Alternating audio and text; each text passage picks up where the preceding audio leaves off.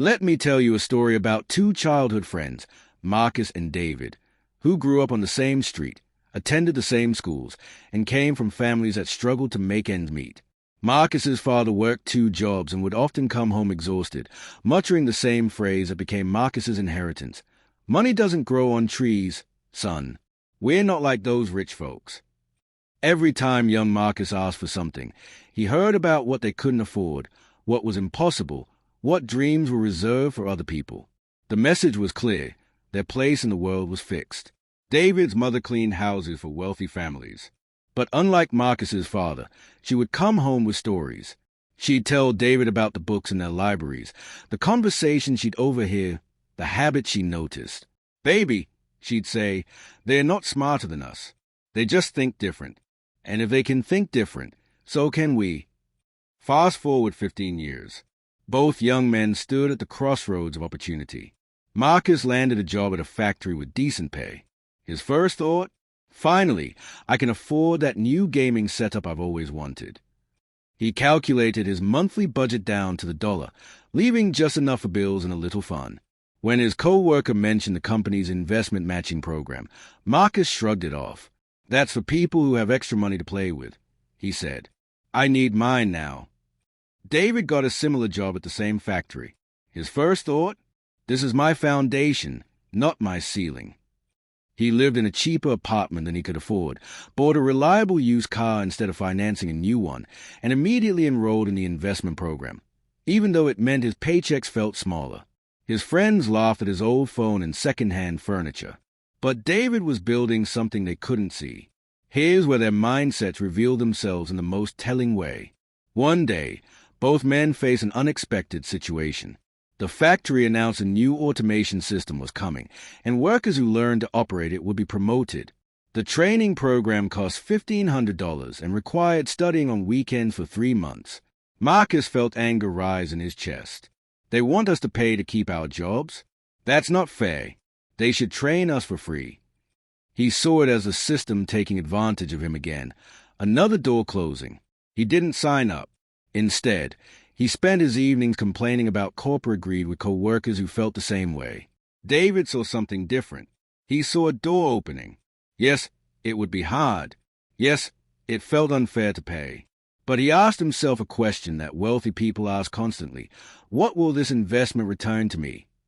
He calculated that the promotion meant an extra $10,000 per year. The training would pay for itself in less than 2 months. He signed up that day, picked up weekend overtime to cover the cost, and dove in. 3 months later, David got promoted. Marcus was still in the same position, now reporting to younger workers who'd taken the training. But the story goes deeper than just one decision. When Marcus got his tax refund, he saw it as free money from the sky. Within 2 weeks, it vanished on a vacation and a new TV.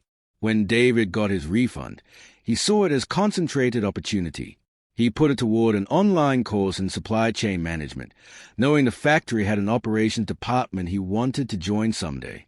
When Marcus's car broke down, he saw bad luck. "Why does this stuff always happen to me?" he'd ask. He financed the repairs on a credit card, adding to debt that never seemed to shrink. When David's car broke down, he drew from the emergency fund he'd been building. No crisis, no debt, just a problem solved with preparation. Marcus spent hours watching get-rich-quick videos, dreaming of the lottery, waiting for his big break.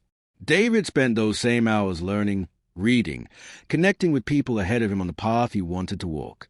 Here's the truth that took me years to understand. Poverty isn't just about having less money.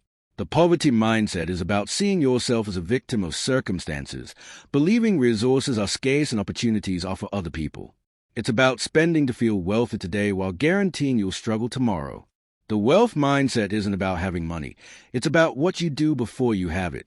It's seeing yourself as someone who solves problems and creates value. It's understanding that every dollar is a seed that can either be eaten today or planted for tomorrow's harvest. It's knowing that life isn't fair, but you're capable anyway.